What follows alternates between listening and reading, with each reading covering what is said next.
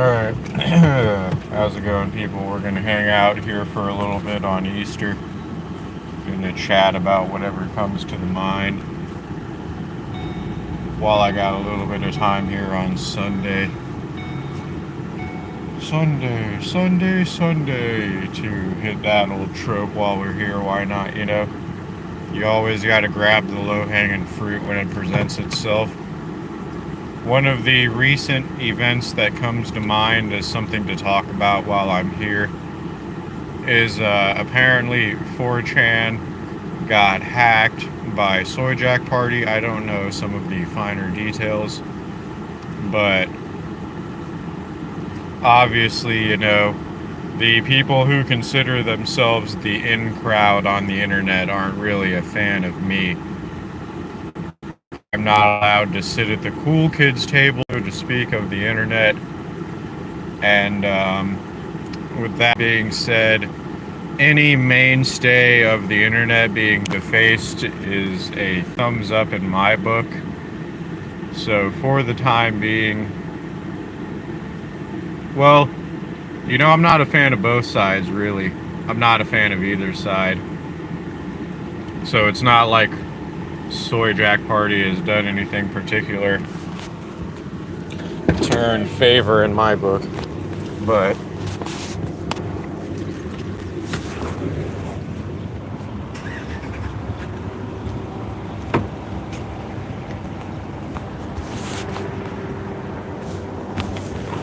Soy Jack Party hasn't done anything in particular to earn my favor, but with that being said, they're less of the cool kids on the block in the internet in comparison to 4chan. 4chan is the notorious too cool for school original internet edgelord place.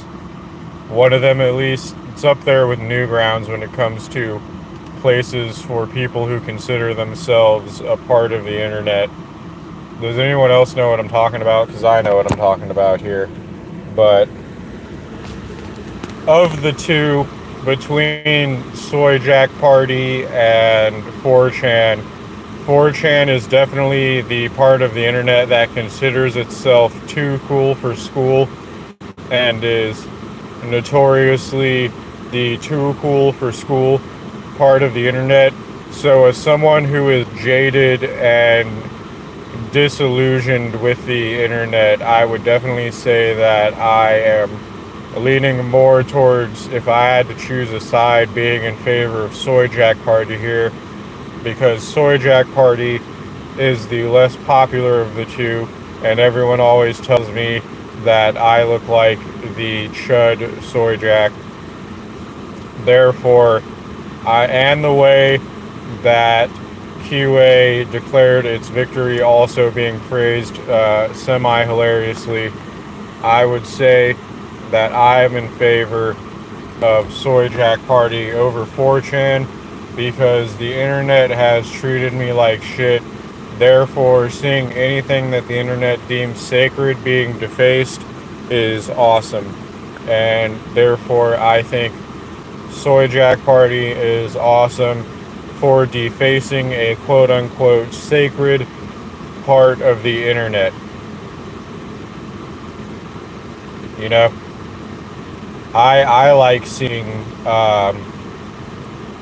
things that are considered sacred in internet users' minds being defaced. I'm on favor with that.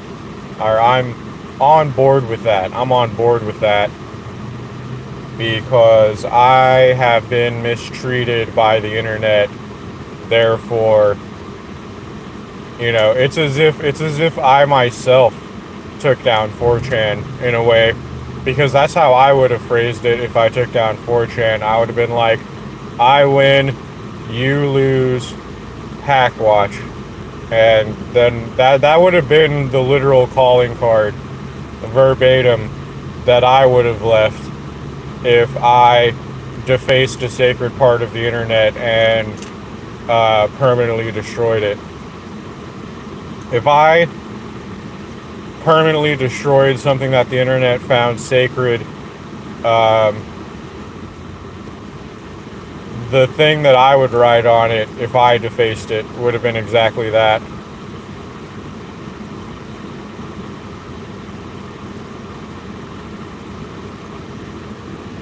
Well, I thought 4chan had its good parts there for a while until I started uploading on YouTube.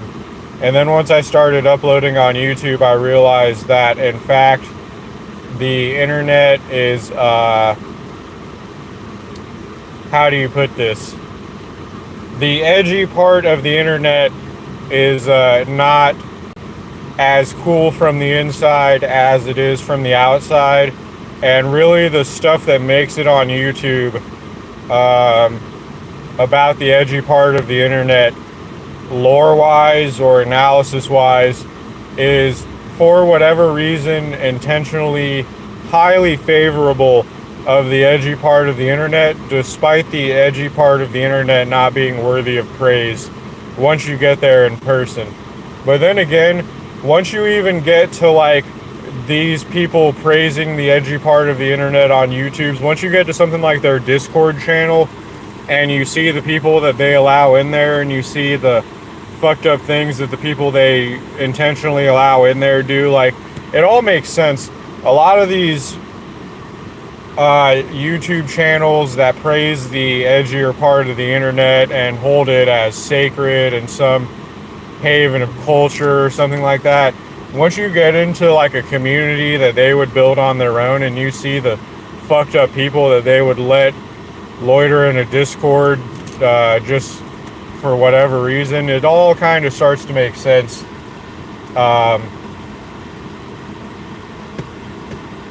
When it comes to why the individual YouTuber would praise the edgy part of the internet.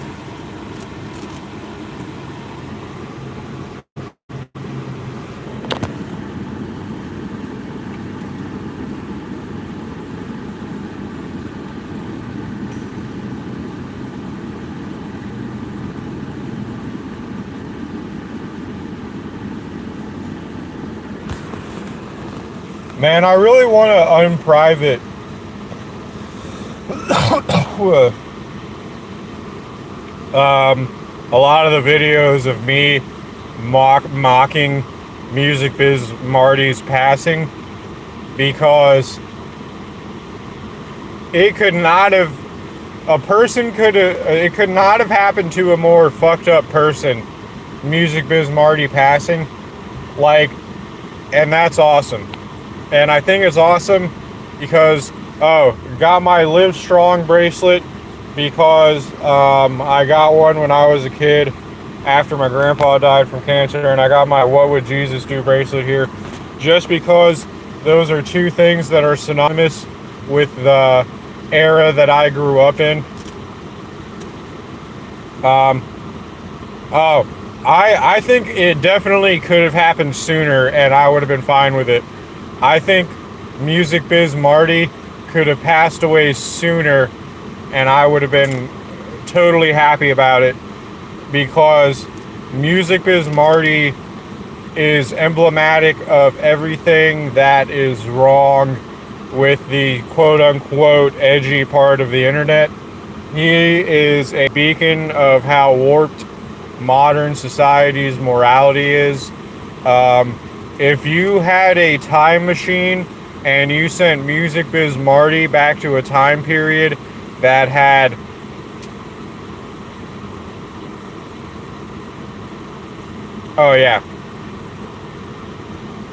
well, I mean, I will unprivate him one day, but just lay it low for now, so to speak. Laying low in the sense of giving people less of a backlog to obsess over. If you give people less of a backlog to sit there and harp endlessly about, they usually get bored. So that's always a way to starve people who have mental illness, is to just give them less to obsess over. I mean, these people literally treat me like I'm their ex-boyfriend, and as if they had some like intimate moment with me over social media. These people act like we e-dated or something back in like elementary school. So the less I give them to obsess over. Anyway, my phone needs to cool down for a bit, so I'll take that as a moment to grab an energy drink. Lo and behold, I pay to have the AC fixed in my car, and the AC in my car goes out within a month, which I heard might happen. I heard that happens sometimes when you pay to get the AC in a vehicle fixed, is that it'll work for like a month and then it'll break. But that doesn't put the money back into my bank account that I paid to have a working car AC.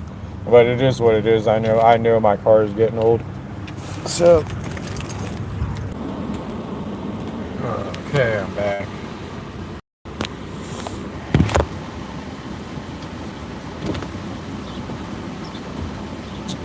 I don't know how long my phone's gonna stay cooled down, but I'm back.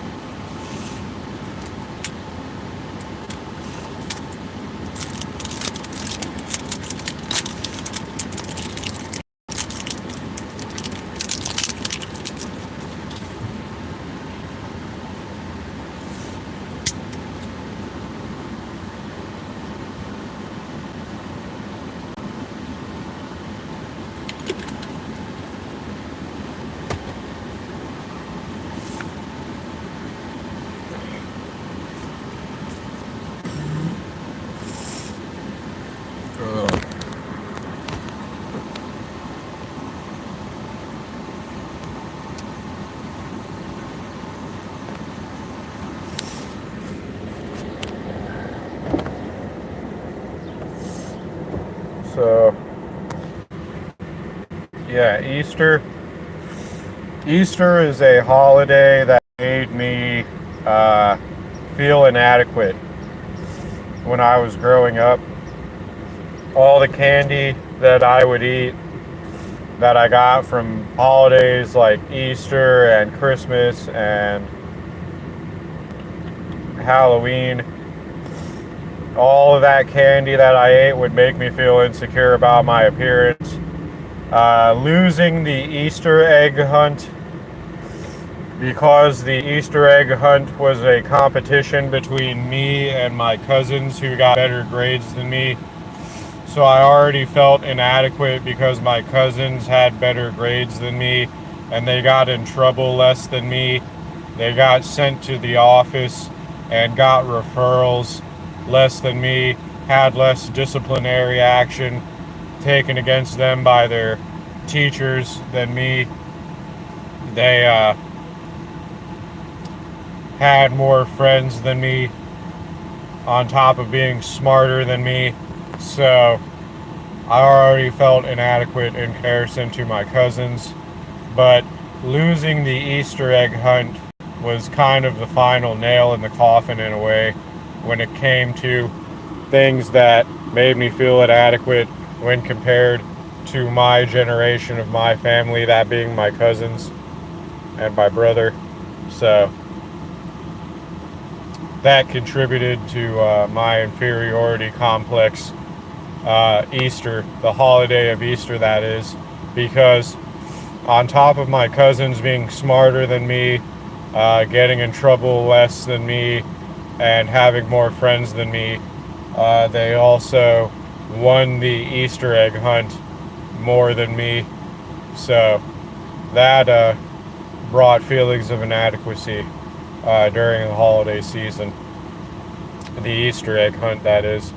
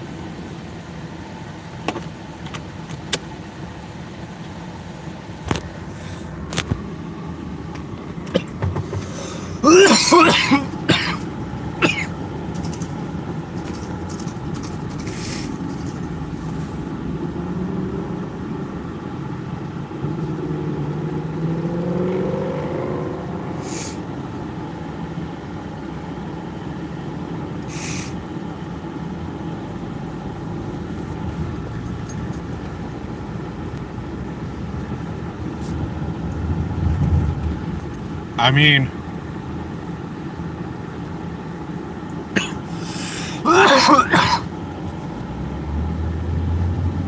hats off to my parents, though.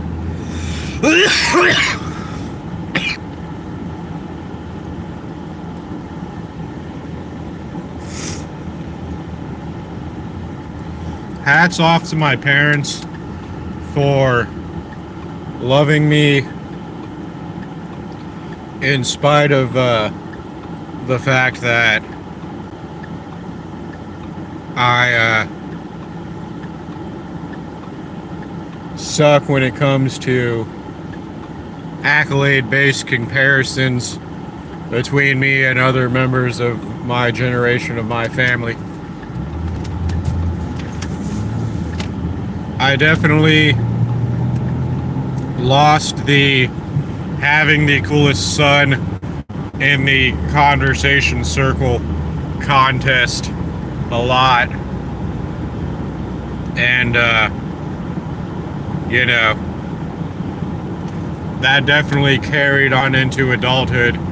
The not being the coolest child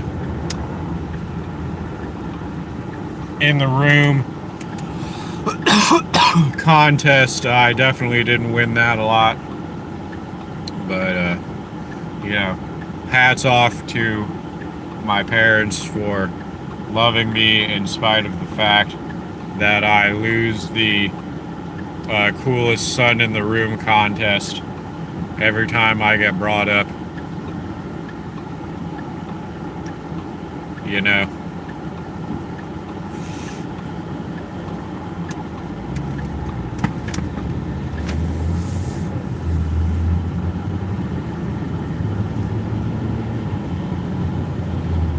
And with that being said,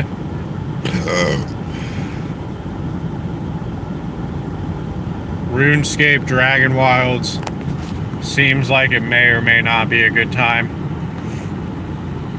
Seems like it may just be a generic survival game.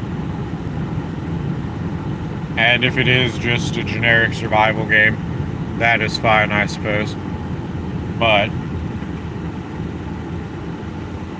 it does seem to have RuneScape-ish elements to it sometimes, so that is cool.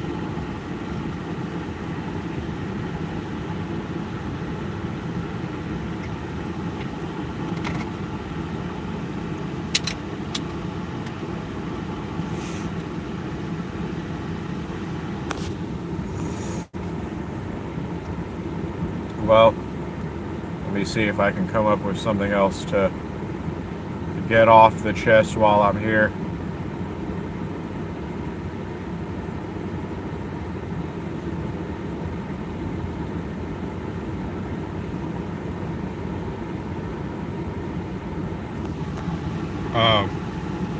You know, working is incredibly unhealthy and all, but it does at least give me a purpose. And if I can get a job that pays the bills on top of having the job that gives me a sense of purpose, maybe perhaps there is a light at the end of the tunnel, so to speak, when it comes to me at least being able to make ends meet one day. Maybe so. Maybe perhaps I shall be able to make ends meet one day if I just stay on the grind, so to speak, and just keep showing up to work and doing what I have to do. Maybe there is a light at the end of the tunnel for me one day.